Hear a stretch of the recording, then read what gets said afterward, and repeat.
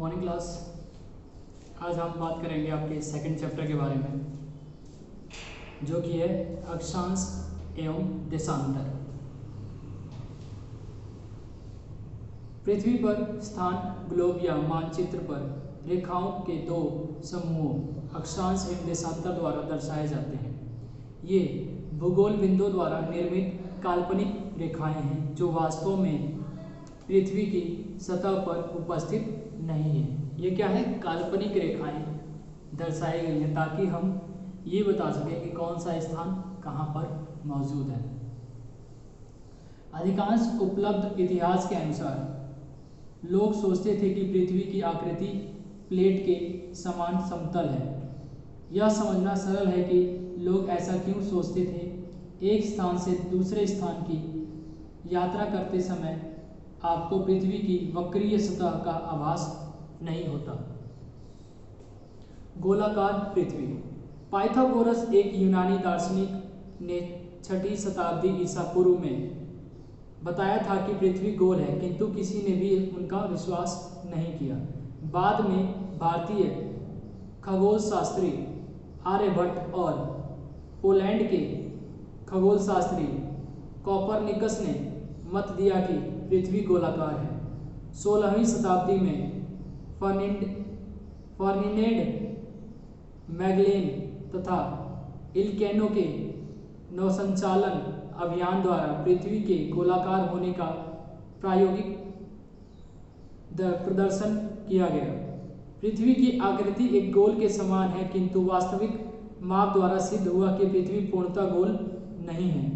पृथ्वी भूमध्य रेखा पर थोड़ा उभरी हुई है तथा ध्रुवों पर समतल है। यह उभार पृथ्वी के घूर्णन के कारण होने वाले अपकेंद्र या बाह्य बल के कारण है।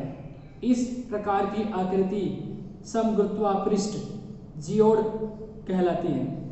अतः पृथ्वी का ध्रुवीय व्यास इसके भूमध्य व्यास से 44 किलोमीटर कम है, किंतु सभी प्रायोगिक उद्देश्यों के लिए हम पृथ्वी की आकृति गोल अर्थात एक गेंद के समान समझते हैं। ग्लोब। चूंकि पृथ्वी एक विशाल गोला है, अतः एक बार में इसे पूरा देख पाना असंभव है। मनुष्यों ने पृथ्वी को पूर्ण रूप से देखने के लिए इसका एक छोटा किंतु वास्तविक प्रतिरूप बनाया है।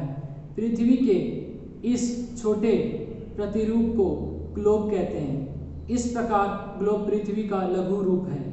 आप ग्लोब पर झुके हुए धातु के एक टुकड़े या स्तंभ को देख सकते हैं, जिसे एक धुरी या अक्ष कहते हैं। पृथ्वी अपनी धुरी पर घूमती है।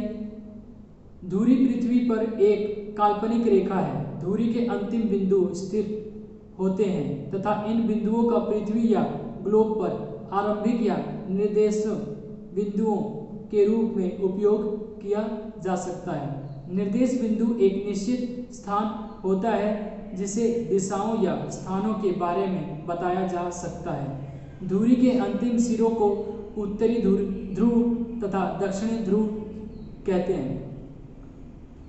दोनों ध्रुवों के ठीक बीच में पृथ्वी के चारों ओर बनाई गई काल्पनिक रेखा भूमध्य रेखा कहलाती है।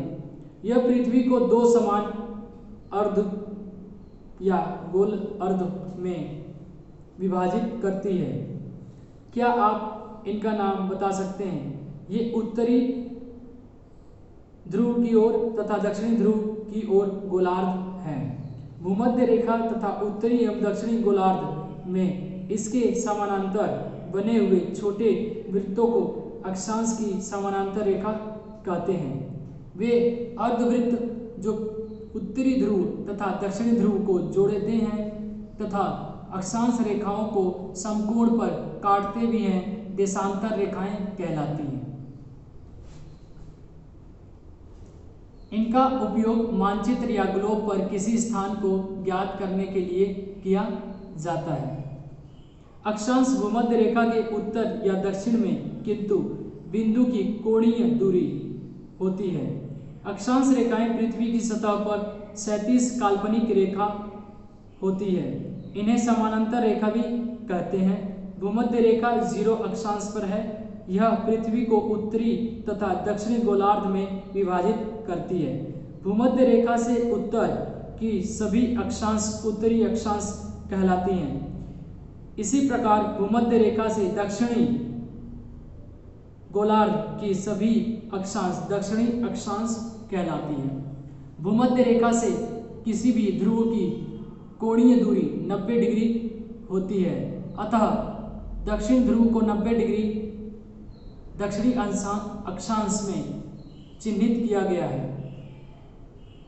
यदि हम 1 डिग्री के अंतराल पर समानांतर वृत्त बनाते हैं तो प्रत्येक गोलार्ध में 90 अक्षांश रेखाएं होती हैं। अतः पृथ्वी पर कुल कितनी अक्षांश रेखाएं हैं? कुल मिलाकर 181 डिग्री अक्षांश है, अर्थात 90 उत्तरी गोलार्ध में और 90 दक्षिणी गोलार्ध में तथा भूमध्य रेखा। महत्वपूर्ण अक्षांश रेखाएं। महत्वपूर्ण अक्षांश रेखाएं पृथ्वी पर ताप क्षेत्रों में अंतर ज्ञात करने में सहायता करती हैं।